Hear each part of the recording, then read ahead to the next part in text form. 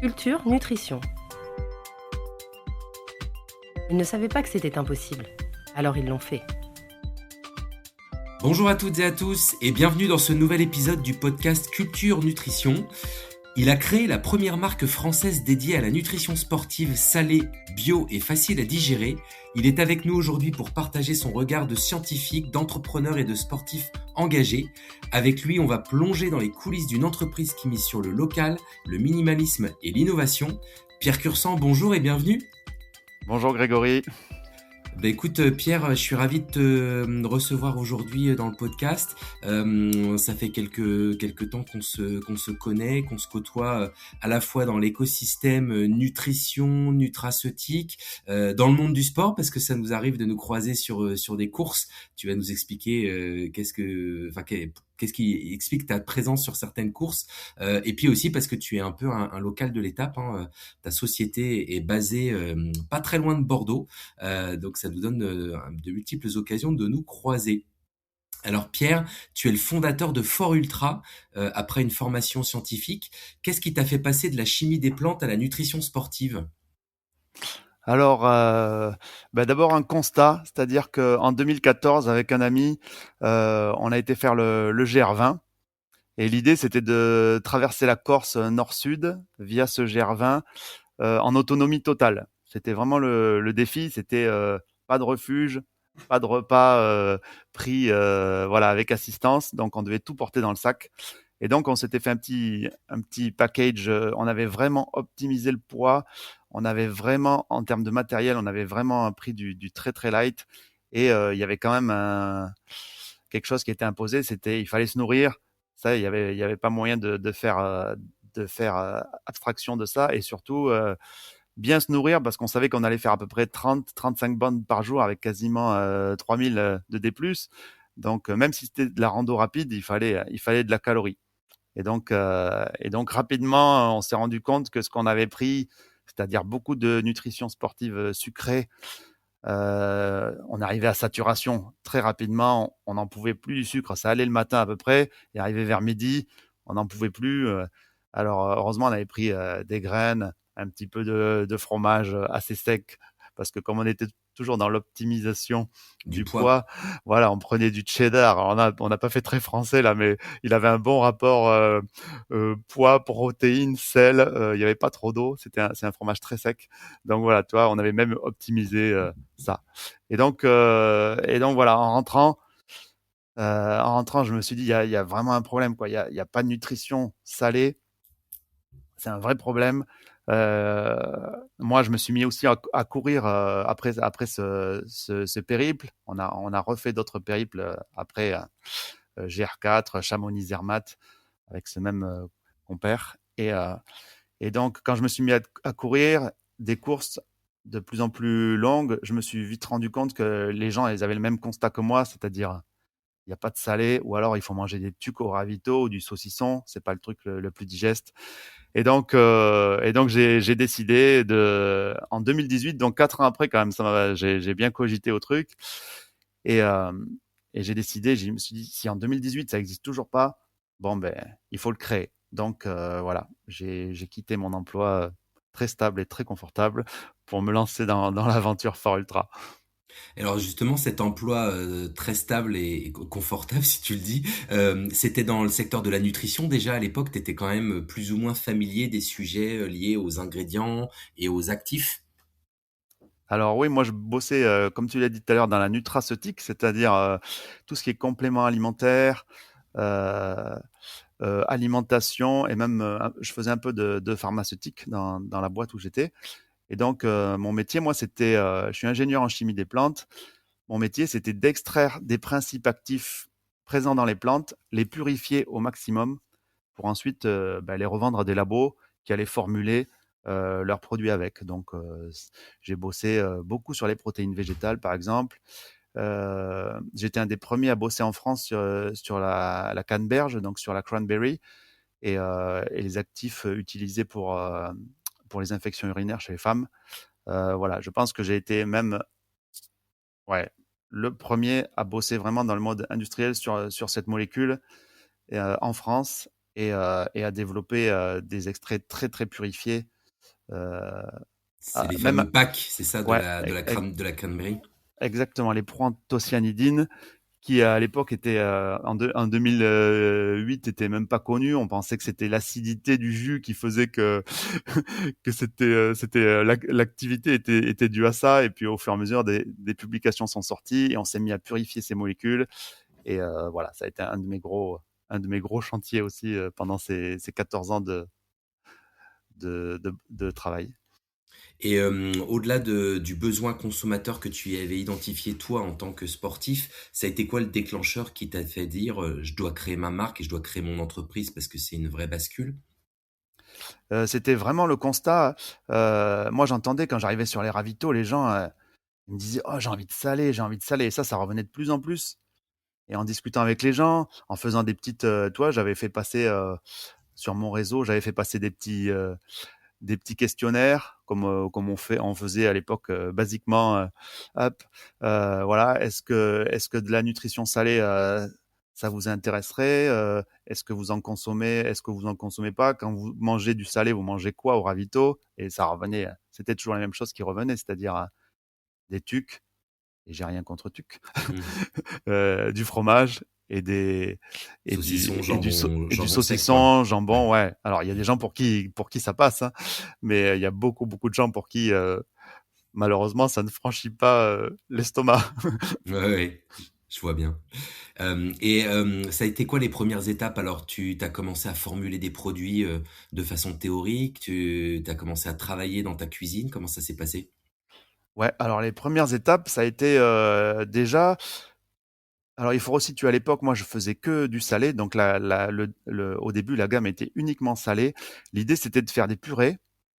Très rapidement, je me suis dit il faut quelque chose de très digeste. Il faut savoir que moi je suis très très sensible de l'estomac, donc j'étais le meilleur cobaye pour tester tous ces produits. Le moindre, moi par exemple, je peux pas manger de gel quoi. Le moindre gel, même les plus élaborés qu'il y a aujourd'hui, sans citer de marque, ça passe pas quoi.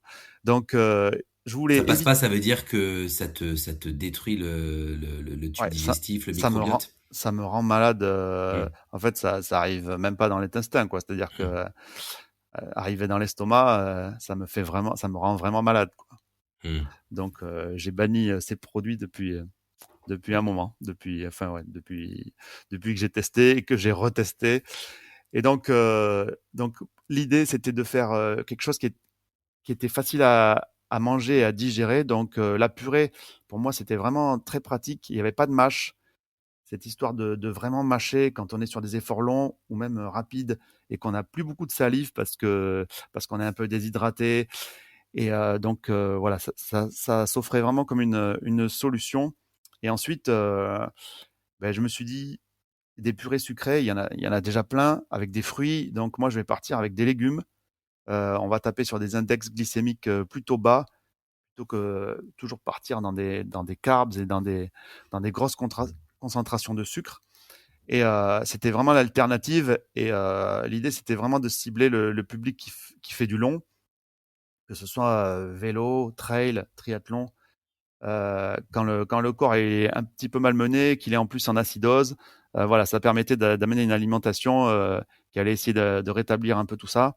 Et vraiment, l'idée aussi, c'était quand on n'arrive plus à manger, quand on est saturé de sucre, plutôt que de ne plus manger, ben, vaut mieux casser cette saturation et casser tout ça avec des purées. Donc, ouais, je me suis mis à cuisiner dans ma petite cuisine. J'ai contacté à l'époque des artisans, des industriels pour savoir s'ils pouvaient fabriquer ces produits pour moi. En même temps, je gérais trouver des emballages, trouver un logo, trouver un nom de marque, bien sûr, comme tout entrepreneur. Et, euh, et en fait, il y a eu un constat assez rapide, c'est que les industriels ou les artisans, même très loin, enfin toujours en France, parce que l'idée c'était vraiment fabriquer en France, mais il y a personne qui me proposait de fabriquer ces produits sans mettre de conservateur, sans matraquer le produit en le chauffant à outrance pour tout tuer. Mais du coup, ça veut dire qu'il y a plus de germes, mais il y a aussi plus grand chose dedans en termes de vitamines. Et donc, je me suis mis à me rapprocher d'instituts techniques. À l'époque, c'était l'Agrotech à Agen. Et voilà, leur poser des questions, à demander si je pouvais aller faire des essais chez eux. Ils m'ont dit, ben oui, oui, vous pouvez. Nous, en plus, on a une halle technologique, donc vous pouvez même fabriquer vos premières productions là-bas.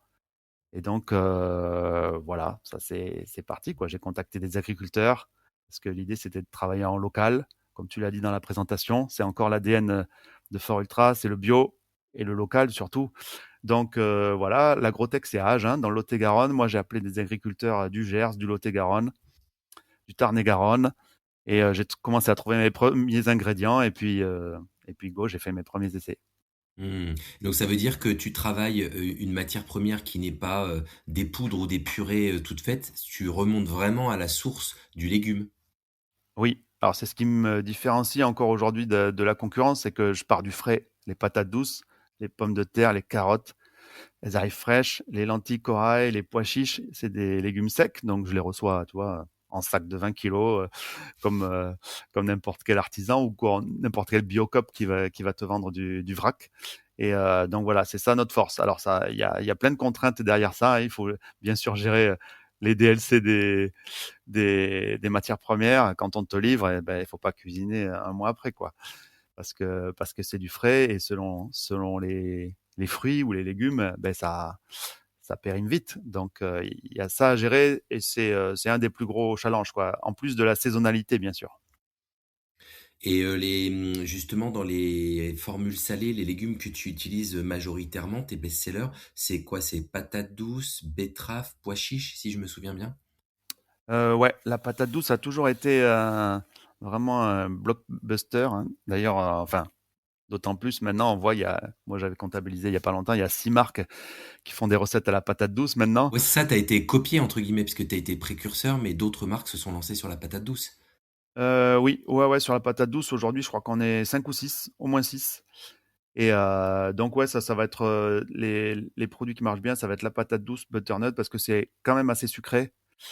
En étant salé, ça reste un goût sucré et doux, donc les gens, ça leur fait pas un gros C'est un clash bon entre. intermédiaire, ouais. Ouais, ouais. Et après, on a les légumineuses qui tournent fort là, surtout l'hiver. Là, tu vois, je reviens de la Saint-Élion et le pois chiche a cartonné, la lentille corail aussi parce que c'est beaucoup plus assiétant. Et voilà, les gens aussi, ils ont envie de faire sur un effort long, on va dire aux heures des repas, on va dire midi, 8 heures, ils sont partis depuis minuit des fois. Ils ont envie de marquer le coup et de faire un vrai repas et du coup, ils aiment bien voilà, basculer sur des recettes un peu plus satiétantes comme les 2 légumineuses. D'accord. Et aujourd'hui, quand tu crées une nouvelle recette, parce que je pense que tu en crées régulièrement des nouvelles, tu les testes auprès de sportifs, tu contactes des agriculteurs pour imaginer des nouveaux sourcings. Comment ça se passe, l'innovation? Ouais, alors souvent ça part de désirs personnels ou de consultations avec les ambassadeurs. On a des ambassadeurs, une petite communauté qui est très très motivée et qui est très gourmande. Donc, elles sont toujours en train de nous suggérer des choses, des nouveaux produits, que ce soit sucré ou salé, puisque maintenant il y a la gamme sucrée qui s'est rajoutée. Et donc après, je teste. Alors, il y a déjà toute la phase de sourcing. Si le produit il n'existe pas en bio, il n'aura jamais, il finira jamais dans un de nos produits. Euh, et le local aussi. Donc, il y a des recettes qui s'arrêtent d'entrée de jeu parce que le sourcing il est pas présent, quoi. Mhm. Là, c'est quoi, par exemple, les dernières références que tu es sorties en 2025? Alors la dernière ref, elle date de juin et c'est la poire noisette. Donc c'est une purée de poire, une crème de noisette grillée, donc crème entière, donc on a de la calorie. Et voilà, on met un peu de chanvre, on met de la poudre de chanvre, on travaille avec un agriculteur des Landes, et en bio bien sûr. Et, et ensuite un peu de jus de citron, qu'est-ce qu'il y a d'autre? Voilà, en gros, il y a du gros sel, bien sûr, on travaille avec Salis de Béarn, toujours dans le sud-ouest pour notre sel. En bio, on est obligé d'utiliser du gros sel. De toute façon, on n'a pas le gros sel fin parce que souvent, il y a des anti-agglomérants ou des anti-motants dedans. Mhm. Et donc ça, c'est la dernière recette. C'est une gourde qui fait 75 grammes et on a quand même 200 kilocalories dans la gourde. Donc, Ah oui, très bien, parce que j'allais te poser cette question et c'est souvent le défaut qu'ont certaines compotes ou certaines purées pour les sportifs, c'est qu'elles sont pas assez denses au niveau calorique. Donc toi, tu atteins une densité qui est très très bonne. ouais, pour celle-ci, Ok, pour cette recette-là, c'est notre plus calorique. C'est pas notre plus riche en sucre, mais c'est notre plus calorique. C'est-à-dire que d'accord. l'équilibre, il est fait entre protéines, lipides de la crème de noisette et glucides de la poire. Plus, on rajoute un peu de sucre de canne. Mais D'accord. après, il y a d'autres recettes qui vont être beaucoup plus sucrées, comme la pomme châtaigne, où tu as 28 grammes de glucides dans la gourde. C'est une crème de marron que je fais avec du sucre de canne et pas du sirop de glucose. En général, les industriels, ils aiment bien utiliser du sirop de glucose. Ça coûte Oui. pas cher, c'est riche en glucides Et et c'est du sucre hyper rapide pour le ouais, coup. et ultra raffiné. Donc nous, tout ce qu'on peut éviter en ultra transformé, on l'évite quoi. Donc voilà. D'accord. Après, dans les recettes salées, on a moins de calories parce que l'idée, c'était au départ, c'était vraiment de de travailler le légume brut et pas de ne pas ajouter de produits ultra transformés. Donc, il n'y a pas de malto, il n'y a pas de sirop de glucose. Et donc, on a des calories et des glucides qui sont plus faibles dans la gamme salée. Mhm. En termes de cible, c'est qui tes consommateurs? C'est bon, bien sûr des coureurs, des trailers, mais est-ce qu'il y a d'autres sports qui consomment tes produits?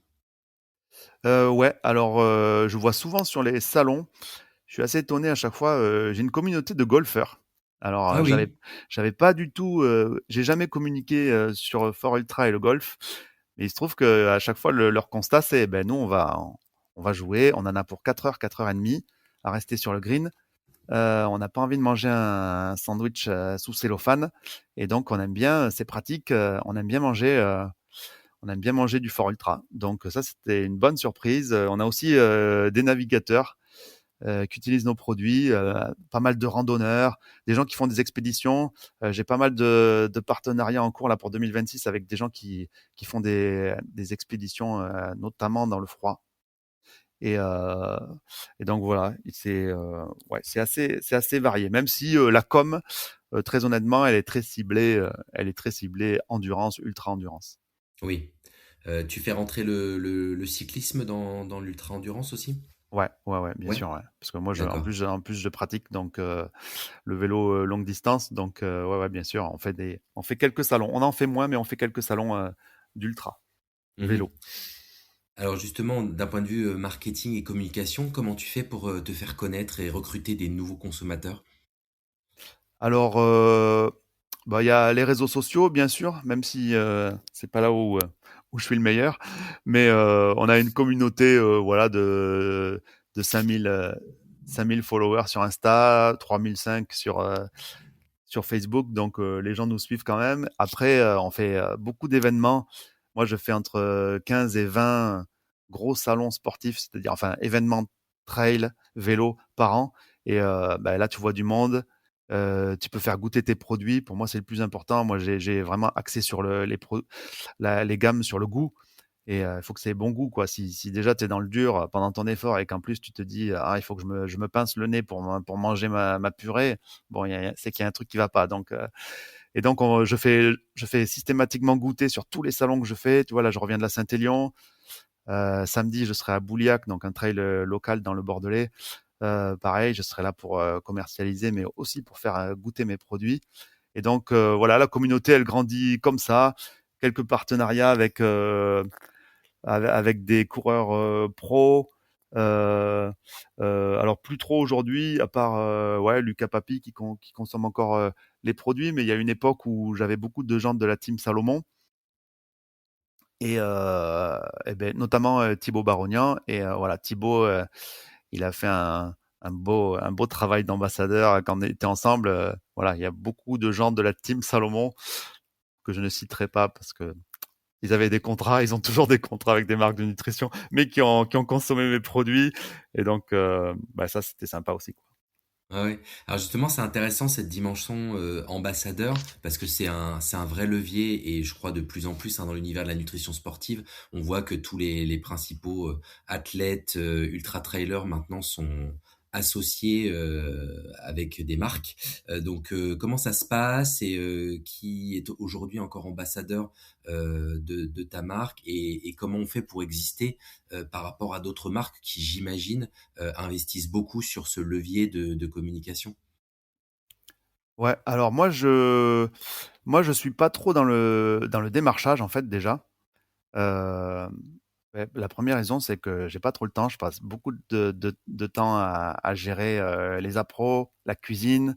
On l'a pas dit, mais c'est moi qui cuisine tous les produits depuis 2019, depuis que Fort Ultra a été créé et après je fais les salons et donc et beh, en fait, c'est des rencontres, c'est des rencontres, des contacts, heu ça se passe souvent comme ça avec les gens, des échanges et puis quand le feeling passe, voilà quoi, on échange et puis selon, voilà, selon les objectifs des sportifs et selon leurs demandes aussi parce que des fois, ben, les gens ils sont un peu gourmands, on va dire et heu et donc Gourmand financièrement, tu entends? ouais, ouais, ouais, ouais, financièrement.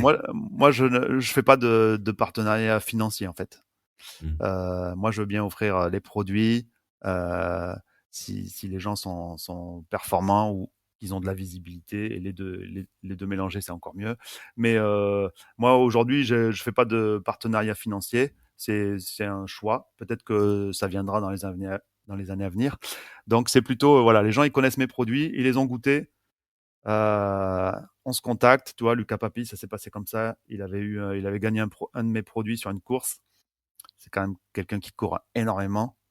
Euh, donc, il m'envoie un petit message et il me dit: Ah ben, moi, j'ai goûté tes produits, j'adore. Est-ce que tu peux m'envoyer un petit colis là? Parce que dans 15 jours, je pars en Espagne ou en Patagonie ou en Suisse. Et puis, en général, ça se passe comme ça. Voilà.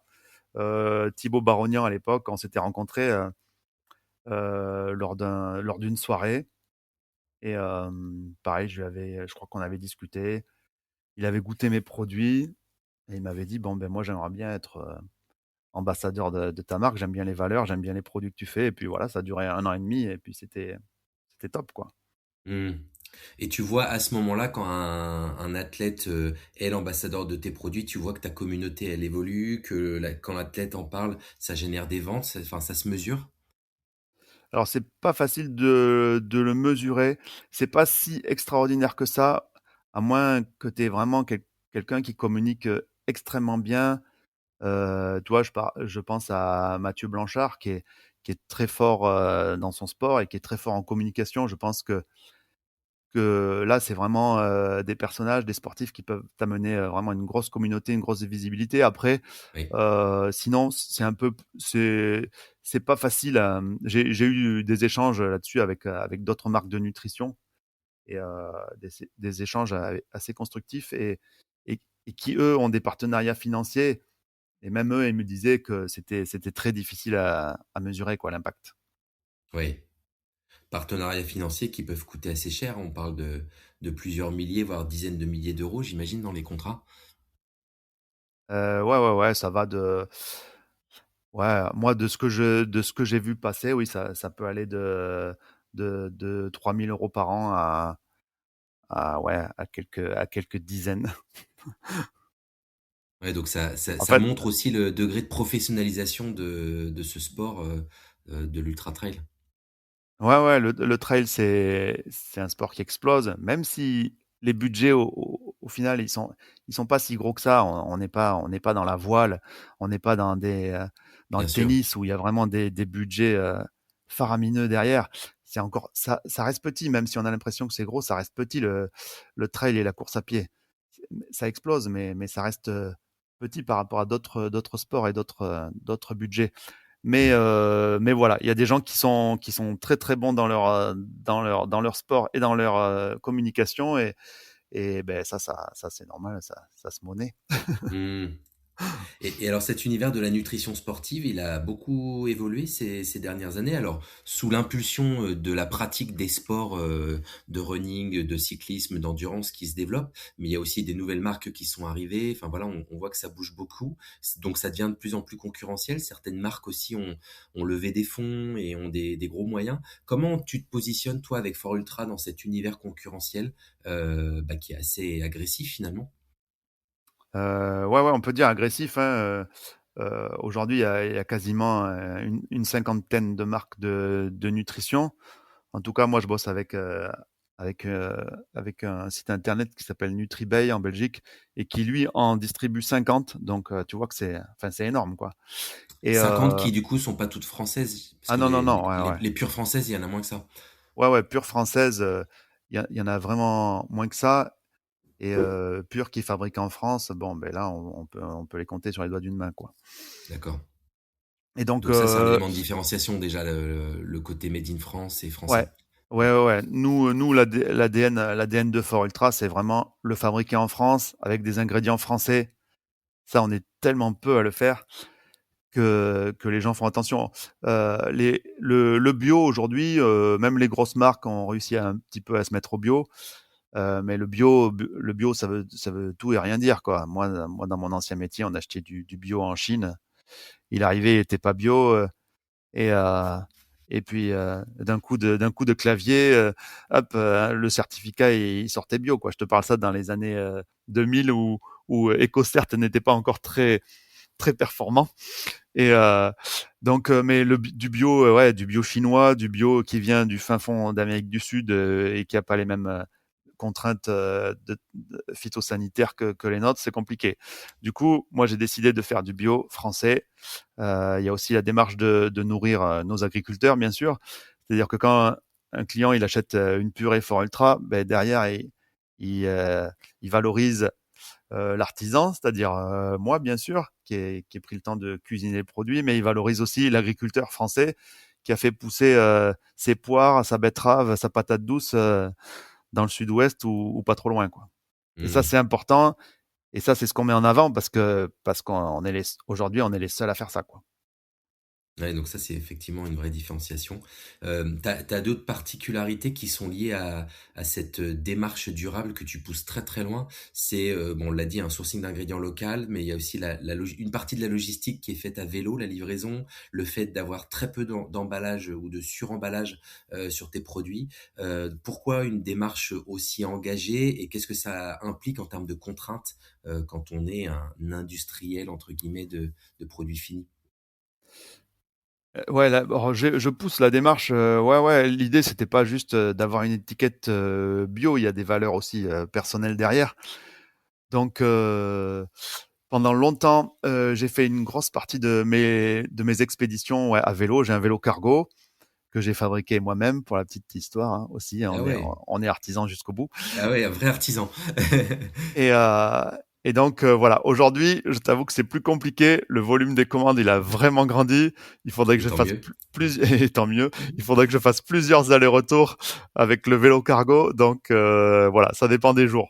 Il y a des fois où je peux encore le faire, et il y a des fois quand c'est en plein mois de mai ou l'été, où c'est vraiment le rush au niveau commande. Bon, ben j'ai un utilitaire et j'utilise mon utilitaire. Heureusement, moi je suis à la campagne, mais à 3 kilomètres. En fait, j'ai tous mes points d'expédition à 3 kilomètres. Donc, c'est quand même très, très pratique, voilà, de faire ça. Ensuite, ouais, au Hmm. niveau des suremballages, moi, je fais au maximum, ouais, du recyclage de carton, mes produits, oui, même pour les magasins qui revendent mes produits, il y a pas de suremballage, donc j'ai pas des boîtes de 10 gourdes qui sont elles-mêmes en carton et qui vont aller dans un autre carton d'expédition. Non, j'essaie de minimiser tout ça, et voilà, que ça soit, enfin, c'est vraiment une démarche globale, quoi. Même au niveau, tu vois, quand je cuisine, au niveau de l'eau qui est consommée pour les lavages et tout, on essaie de vraiment tout optimiser. On lave pas à grandes eaux pour rien. Voilà, on fait très attention à ça. Tout ce qui va être épluchage et tout, on essaie de composter au maximum. Voilà, la démarche est globale. Les présentoirs des magasins. Alors aujourd'hui, j'ai changé de fournisseur, mais au début, c'est moi qui les fabriquais. Et en fait, je récupérais des palettes dans les supermarchés du coin que je dégauchissais, que je rabotais et je faisais graver. Il y a à 3 kilomètres de chez moi, pareil, il y a un gars qui fait de la gravure laser. Donc, je faisais graver les présentoirs en local. Et bon, aujourd'hui, pareil, le nombre de magasins, il a augmenté. Mes présentoirs, ils étaient en palette, ils étaient un peu lourds. Donc aujourd'hui, j'ai opté pour une version bois, mais très sympa, ils sont faits dans les Alpes. Donc bon, pas très loin non Ah ouais. plus. C'était de l'upcycling. Exactement. Tu fais de l'upcycling aussi dans tes formules ou pas? Non, c'est plus compliqué. J'essaye de mutualiser parfois des ingrédients, ça c'est sûr, histoire de voilà de limiter aussi les transports. Donc, tu vois, par exemple, là, je parlais du chanvre tout à l'heure, qui vient des Landes, donc de Saint-Jour-de-Marennes, donc c'est vraiment pas loin. Mais le chanvre, il est présent dans la recette poire noisette, dans la recette amande citron. Donc, qui sont deux recettes sucrées, mais avec des index glycémiques plutôt bas. Et il est aussi présent dans notre mix de récupération, c'est-à-dire une boisson comme un chocolat, chaud ou froid d'ailleurs, et que tu dilues. Et on a fait une recette assez concentrée par rapport à ce qui est sur le marché, puisqu'on est à 35% de protéines dans le produit fini, tout en végétal. Toujours, toute la gamme est 100% végétale. Et donc voilà, il y a aussi ça. La poire, elle est dans une recette, mais la pomme, on essaye de mutualiser. Elle est dans toutes les recettes sucrées, par exemple, dans les 4 recettes sucrées. Donc voilà, ça permet aussi tu vois, ce matin, là, avant notre appel, j'ai réceptionné justement de la pomme, de la poire, et, euh, et Ouais, c'est la saison. pour ma prochaine production dans 10 jours, là. Hmm. En termes de circuit de distribution, donc on l'a un peu évoqué, il y a ton propre site e-commerce, quelques revendeurs web, et donc tu as un réseau de magasins. C'est quoi à peu près l'étendue de ton circuit de distribution retail? Alors, ouais, le gros du marché aujourd'hui, c'est quand même ma boutique en ligne. Je vends sur d'autres boutiques multimarques en ligne, des assez gros, on va dire, acteurs du métier. Et ensuite, je vends sur les salons. Mine de rien, c'est aussi selon les salons, ça peut être une belle source de Ah oui, revenus. c'est un canal de vente à part entière, c'est pas que de la Ouais, visibilité. ouais, non. C'est un bon canal et il y a des années où ça a été 30% du chiffre sur les salons, donc Ah oui, c'est c'est énorme. à ne pas négliger, ouais. Et ensuite les magasins. Donc les magasins, je travaille avec plusieurs franchises de running, des magasins indépendants aussi. Donc c'est toujours running, montagne ou vélo. C'est assez ciblé en termes je travaille pas avec les magasins bio, je travaille qu'avec du magasin spécialisé. Ça fait aussi partie de la démarche de Fort Ultra. Voilà, je travaille pas avec de la grande distribution de sport. Euh, ouais, Type la grande enseigne avec un logo bleu. entre D'accord, autres. t'es pas chez eux. Entre autres, non, je suis pas chez eux. Moi, l'idée, c'est d'avoir du conseil derrière les produits. Et donc, voilà, les magasins spé, comme on les appelle dans le métier, voilà, il y a des gens qui s'y connaissent en chaussures, qui s'y connaissent en nutrition. Hmm. Nous, on prend le temps de les former aussi. Et donc, pour moi, c'est important, voilà, entre une purée de patates douces et une purée de lentilles, il y a une grosse différence de texture, d'apport. Et j'ai envie que ça, le client, il soit informé avant d'acheter, Ouais, qu'il y ait cette pour dimension qu'il, conseil autour. ouais. Donc Ok. voilà, les magasins, c'est quelque chose que on va vraiment pousser là, que je vais pousser en 2026. J'ai rencontré pas mal de franchises aujourd'hui. C'est un peu le point faible. Il y a une trentaine de magasins en France. Il y en a un qui ouvre samedi à l'île de la Réunion, donc ça c'est vraiment bien. Ce sera les premiers distributeurs à la Réunion. Ah oui. Qui est Voilà. une terre de trail, comme tout le monde le Ouais, sait. bah ouais, carrément. Et voilà. Après, hier, tu vois, j'ai livré un nouveau magasin à 40 kilomètres de Bordeaux, là, dans le sud Gironde, juste à côté de chez moi. Et pareil, ça va être lui, il ouvre samedi aussi. C'est un running conseil. Et donc, ben voilà, c'est des démarches. Ça va petit à petit, mais ça avance. Tu vois, je suis allé à la Saint-Élion. Pareil, j'ai livré un nouveau magasin à Lyon. Voilà, C'est un peu plus Faire une pierre de coups. fastidieux. Ouais, c'est la partie un peu commerciale qui me manque un peu, mais voilà, petit à petit, Hmm. ça fait le job, ça grossit. Il y a des gens qui me contactent. Encore hier soir, il y a un magasin à Vannes, magasin spécialisé à Vannes qui m'a contacté. Donc, il ouvre en mars. Et voilà, je suis super content d'être présent là-bas. Je vais à l'Ultramarin tous les ans. Ça me permettrait de dire aux gens, bah, si vous cherchez produits à Vannes, vous pourrez aller dans tel magasin. Bien sûr. Beaucoup de trailers aussi en Bretagne, hein, étonnamment. Ils ont pas Ah beaucoup ouais, de ouais. montagnes, mais il y a beaucoup de trailers là-bas. Grosse terre de trailer, hein. Le Ouais. nord de la France et la Bretagne, c'est des coins qu'on sous-estime. Moi, je vais très souvent au Grand Raid des Pyrénées Hmm.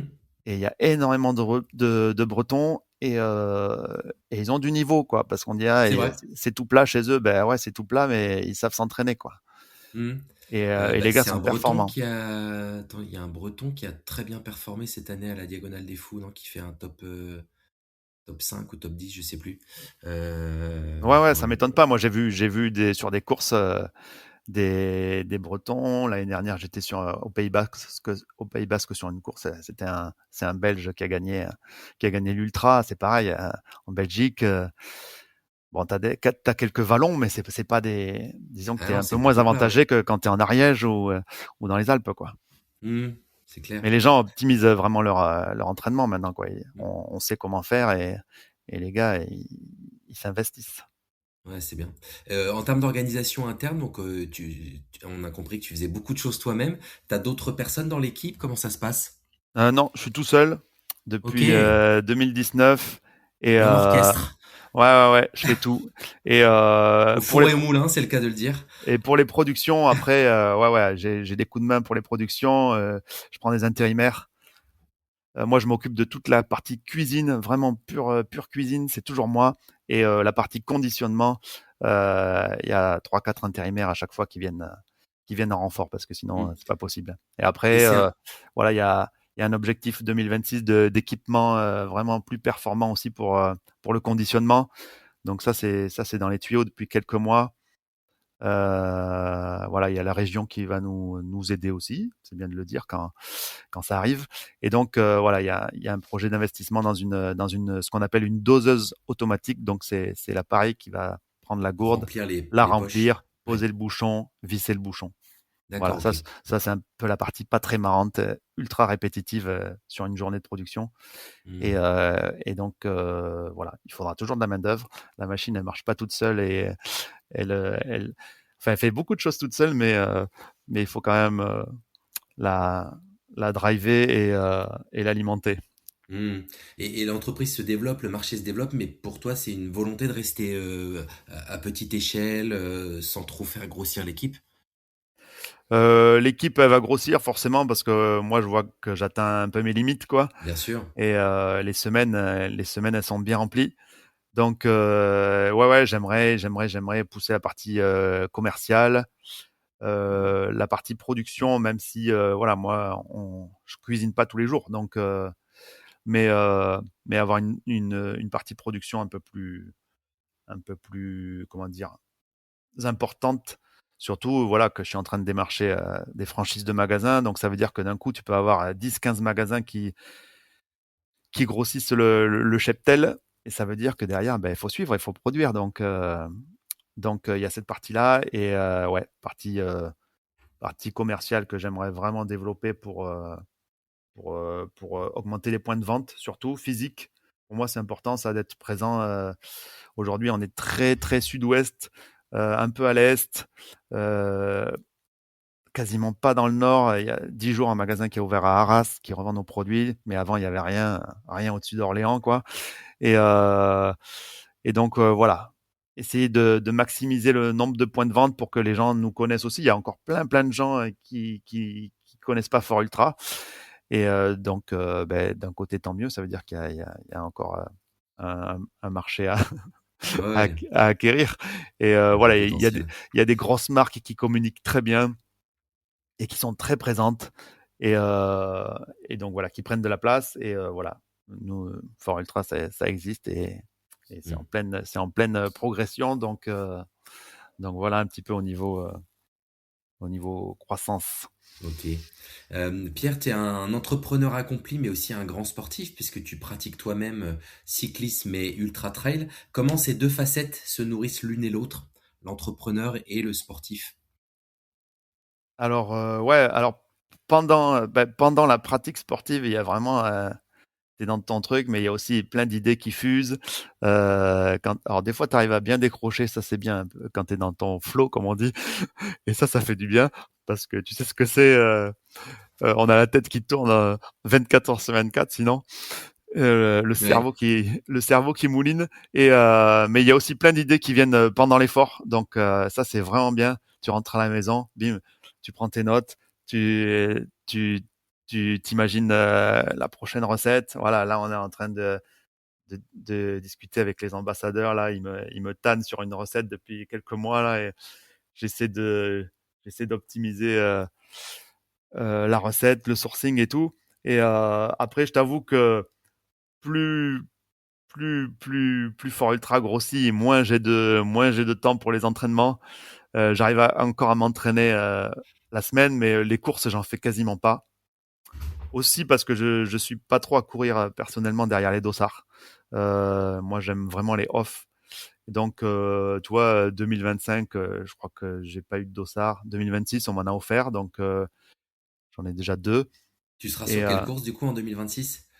2026, on m'a offert, il y a le club de Saint-Pé-sur-Nivelle là qui m'a offert un dossard pour le La Chemperico Trail. Santerica?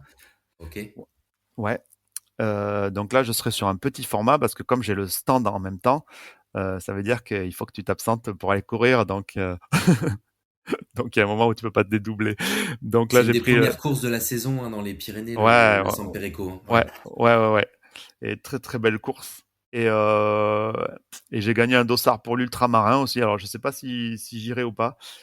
Et voilà. Après, il y aura des épreuves vélo en mai. Je vais faire une. Alors c'est pas une course, moi j'appelle pas ça une course, mais une grosse sortie, on va dire, qui s'appelle la Zone 64. Et c'est une première édition. J'ai fait un partenariat avec eux d'ailleurs. Donc là, c'est 300 kilomètres à faire dans la journée avec 4005 de positifs. Mais voilà, 2026, je vais remettre un pied à l'étrier de l'ultra cyclisme. J'ai fait deux grosses, euh, deux grosses sorties, on va dire, ces dernières années là. J'ai fait la ronde Allier-Nord-Aquitaine, donc c'est un 1200 km. Ah Tu dois ouais, faire avec 10 000 de D+, que tu dois faire en 90 heures maximum. d'accord. Et ensuite, j'ai fait le dernier Paris-Brest-Paris. Et donc ça, c'est pareil, c'est 1200 bornes, 10-11 000 de D+, et tu as pareil 90 heures pour le valider. Et donc ça prend du temps. Il faut s'entraîner, il faut passer des brevets 200, 300, 400, 600 kilomètres que tu dois Des valider. brevets, c'est-à-dire, c'est un permis, c'est quoi? Ouais, alors pour faire Paris-Brest-Paris, ouais, tu dois passer l'année du Paris-Brest-Paris. Donc Paris-Brest-Paris sera lieu là le prochain en 2027, en août 2027. Ça veut dire que de janvier à août 2027, tu dois faire un BRM, donc c'est un brevet de randonneurs mondiaux. Donc c'est un brevet, tu vas rouler 200 km, tu as un temps imparti, t'as des checkpoints que tu vas valider, et à la fin de la journée, ben, t'as ton petit passeport avec écrit, ben, t'as bien fait tes 200 km. Et donc ça, c'est mondial. Donc si tu as fait ton 200 km au Japon, il sera aussi valable que si tu l'as fait en Suède ou en France. Et donc voilà, pour faire Paris-Brest-Paris, il faut que tu aies le brevet de 200 km, 300 km, 400 km et 600 km. Donc voilà, 600 km, c'est sur un week-end en général. C'est sur 2 jours où tu fais en général 300-300 sans trop dormir, hein. Si tu dors 2 heures, déjà, t'es content. 2-3 heures. Et voilà. Et là, c'est pareil, tu dois gérer forcément ta nutrition, ton repos. Et c'est ce qui est intéressant, quoi. C'est des longues journées sur le vélo où tu passes par plein d'états, où tu rencontres aussi ben, des gens, quoi. Plein de gens. Ouais, Paris-Brest-Paris, sympa. c'est 72 nationalités. Donc, tu roules avec des Chinois, avec des Indiens, avec des Japonais, avec des Américains. Et c'est génial parce que tu échanges, chacun est là pour une raison différente. Et, Hmm. euh, et c'est vraiment sympa. Et voilà. Donc j'aimerais bien rattaquer ça. Même si je sais que c'est très chronophage, j'aimerais bien 2026 me remettre à la longue distance vélo. qui est Ouais, intéressant. malgré tout moins traumatisante que la longue distance trail, je trouve. Oui, parce qu'il n'y a pas il y a pas les chocs Ouais, liés il y a pas au contact avec l'impact, le ouais. sol. Ouais, Ouais. intéressant. Comment tu vois les évolutions du marché de la nutrition sportive en termes de tendance, d'attente des consommateurs, d'innovation à venir? Comme ça bouge très très vite. C'est quoi, selon toi, les grandes tendances? Alors les tendances, j'ai l'impression qu'on va quand même vers la naturalité, du moins dans le trail. Il y a d'autres sports où c'est pas forcément vrai. Le cyclisme, je trouve qu'il y a encore, on est encore loin. On mange encore énormément de sirop de glucose. Hmm. Mais il y a quand même des aspects techniques des produits, voilà, qui évoluent. Je pense aux gels. Les gels quand même sont de plus en plus gélifiés et j'ai l'impression qu'il y a vraiment un confort digestif qui est apporté pour citer aucune marque. Mais voilà, les purs, j'ai envie de dire les purs chimistes en trail aujourd'hui ils ont un peu de mal quand même. J'ai l'impression. Les grosses marques se sont mis au bio. Il y en a qui ont démarré directement dans le bio, comme Fort Ultra. Et il y a des grosses marques qui ont senti un petit peu le vent tourner et qui ont sorti des gammes bio. Et je pense que ça les a sauvés. Il y a des grosses marques qui ont pas franchi le cap et peut-être qu'ils se sont dit bon, Hmm. c'est une mode, ça va passer. Ben eux, soit ils n'existent plus, soit ils sont en très mauvaise posture, quoi. Donc, j'espère que l'avenir, c'est vraiment la naturalité, recentrer les appros sur la France. On a quand même encore des agriculteurs en France. Même si tu es une grosse boîte, je pense que tu peux sourcer, hein. Moi, on m'a dit, vous avez pas peur un jour de ne pas avoir assez de patates douces? J'ai dit non, non, vous inquiétez pas, la patate douce, il y en a beaucoup, quoi. Avant que j'arrive Hmm. à saturer le marché, je pense qu'il y a de quoi faire. Mais après, c'est sûr que la patate douce française, c'est pas le prix de la patate douce du Honduras, quoi. Il y a pas photo, donc voilà, il faut se donner les moyens et vouloir évoluer dans ce sens-là. Hmm. Tu es présent essentiellement sur des produits qu'on va dire solides, enfin à part la boisson de récupération. T'es pas du tout présent sur le créneau des boissons vraiment de l'effort, les poudres à diluer pour, enfin tout ce qui est boissons isotoniques, etc. de l'effort. Alors, on est en train de réfléchir à ça forcément. Aujourd'hui, Fort Ultra, on va avoir une vraie gamme, donc on a 6 purées salées, 4 purées sucrées, le mix récup et on a 4 barres énergétiques, dont une salée. Et bien sûr, vient la question d'une boisson d'effort ou d'électrolyte ou de gel, mais gel en mode Fort Ultra. Et ouais, le c'est vraiment c'est vraiment dans les tuyaux, mais c'est difficile aujourd'hui de sortir une boisson, on va dire propre Oui, et avec toutes les tu veux dire naturel et ouais sans trop de chimie. avec toutes les valeurs de Fort Ultra, c'est-à-dire pas de produits ultra transformés. Aujourd'hui, c'est très compliqué, hein. Il y a des gros acteurs du métier qui sont dans le bio, qui ont sorti des boissons du coup où ils ont fait l'impasse sur le bio parce que le bio, eh ben, tu as des contraintes de formulation et parfois c'est un peu incompatible avec avec ce que veut la littérature scientifique Et oui, sur l'effort et voilà donc il faut faire des compromis. Moi j'ai pas envie d'en faire donc la boisson d'effort elle arrive mais elle sera un peu plus longue à formuler que ouais que juste si je mets de la malto, du fructose et des minéraux quoi. mais oui. Même si À la malto suivre bio ça donc. existe. Oui, mais les minéraux bio, c'est plus difficile. Ouais, ça Voilà. existe. Enfin, s'ils sont purifiés, ça existe pas quoi. Ouais, c'est ça. Voilà. Ou alors il faut trouver des aliments bruts qui ont des teneurs suffisantes en certaines vitamines et Exactement, minéraux. exactement. Ouais. Il y a des marques qui ont fait ça, hein. Alors je cite pas de marque volontairement dans l'interview, mais il y a des marques qui ont réussi et félicitations à eux. Marque française? Et ouais, marque française, Ok, ouais, ouais. d'accord. Et et euh, et donc voilà. Donc c'est possible. Il faut se donner le mal. Et moi je veux pas faire un copier-coller d'une autre marque. Oui, bien sûr. J'ai suffisamment été copié sur le salé pour pas vouloir faire la même chose. Et donc voilà, c'est une formulation qui est plus compliquée, mais ça arrive. D'accord. Et alors j'ai une dernière question pour toi et c'est la question signature du podcast. Ils ne savaient pas que c'était impossible, alors ils l'ont fait. Qu'est-ce que toi tu as fait d'impossible? Eh ben, je pense, si on reste toujours dans ce domaine-là, c'est travailler du légume et du fruit frais en bio en France. Personne ne le faisait. Aujourd'hui, je ne peux pas dire qu'on est les seuls, mais parce qu'il y a des petites marques qui arrivent à droite à gauche et qui essaient de faire les choses bien, mais en étant toujours artisan, c'est-à-dire à cuisiner moi-même. Je suis encore le seul. Et donc voilà, ça paraissait fou. Il y a plein de gens, tu sais, au début, petite anecdote, j'ai rencontré des gens qui font du conseil euh, sur Bordeaux, type CCI et tout. Et j'ai parlé de mon projet. On m'a dit, oh ben, allez voir une marque concurrente et dites que vous voulez faire des purées salées et vous leur vendez le concept. Je dis, ben non, non, Hmm. moi ça m'intéresse pas. Moi, je veux entreprendre, je veux tout créer.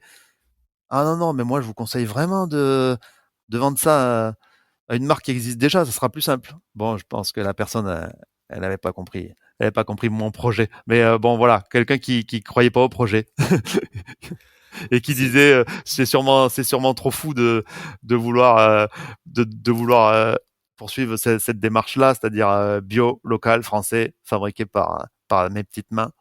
Et voilà, aujourd'hui, ça fait 6 ans que Fort Ultra existe avec des très très belles croissances. 2025, c'est vraiment fou. 2026, je pense que ça part pareil. Donc voilà, c'est possible. bravo. Hyper intéressant. Et c'est vrai qu'on est parfois surpris de voir la capacité qu'ont certaines structures qui sont censées accompagner l'entrepreneuriat, qui sont des fois dirigées par des gens qui sont ultra frileux et qui ont tendance à te dissuader d'entreprendre plutôt qu'à t'encourager. Donc Exactement. Je suis c'est bien de suivre ses honnêtement, convictions. ouais, je suis reparti de cet entretien. J'avais le moral dans les chaussettes. Mm. La femme, la dame m'avait dégoûté du truc, quoi. Je me suis dit putain, mais ça se trouve elle a raison, quoi. Il faut pas que je fasse ça, quoi. Et puis j'ai rencontré une autre personne de la CCI à Libourne, beaucoup plus locale, beaucoup plus ouverte. Et puis voilà, elle m'a accompagné au Mm. début. Et voilà. Et puis elle m'a bien fait comprendre que c'était possible. Et même si j'avais pas trop de doutes, mais bon, il y a des moments où quand t'es tout seul, tu as des doutes. T'as forcément des Et donc doutes. voilà, cette personne, aujourd'hui, je la remercie. Ou alors peut-être que c'est une stratégie que ces gens-là font exprès pour challenger l'entrepreneur et voir s'il a des vraies convictions tenaillées au corps, chevillées. Donc, bah, bravo d'avoir tenu bon et je pense que dans les 6 prochaines années, tu démontreras que tu avais raison d'aller dans cette direction. Bah écoute, Pierre, on arrive au bout de cette discussion. Merci à toi. C'était hyper intéressant et bah évidemment, moi, ça me passionne parce que c'est à la croisée de l'entrepreneuriat, de la nutrition et du sport, du trail. Donc évidemment que ça me parle beaucoup ce que tu fais. Bravo pour ton chemin jusqu'à présent et puis pour avoir tenu bon et pour continuer de ne pas faire de compromis et d'être en total alignement avec tes convictions personnelles et professionnelles. Donc longue vie à Fort Ultra et puis bah on invite toutes celles et ceux qui nous écoutent et qui font un peu de sport à goûter, à tester les produits et à les commander ou à les acheter dans les circuits de distribution que tu as évoqués ou sur ta boutique en ligne. Voilà. Ben, merci beaucoup. Merci, Grégory, de m'avoir ouvert les portes de ton podcast. On se croise, et c'est vrai qu'on se croise régulièrement sur les courses. Luchon, notamment, cette année-là, en juillet, où Exactement, c'était très sympa exactement. de te voir. Qui était le Luchon Aneto Trail, qui était une des courses à mon calendrier 2025. Donc, je pense qu'il y en aura d'autres en 2026 où on se croisera peut-être, parce que je crois que tu fais enfin, tu exposes sur l'événement du Val d'Aran, l'UTMB Val d'Aran. Ouais, j'étais cette année, 2026, je pense qu'on va changer. On va faire sûrement un autre label UTMB, je sais pas, peut-être Nice ou Alsace. D'accord, On aime bien varier les plaisirs. d'accord. Mais il y a quand même des dates où on revient tous les ans. Voilà, Luchon, Grand Raid des Pyrénées, Ultramarin, ça fait partie Des incontournables. Des incontournables, tout à fait. C'est ça. Bon, bah, merci à vous qui nous écoutez et n'hésitez pas à partager cet épisode avec les passionnés d'entrepreneuriat, les passionnés de nutrition, peut-être les passionnés de running et à continuer de nous suivre pour de futurs épisodes dans le podcast Culture Nutrition. À très bientôt tout le monde. Au revoir.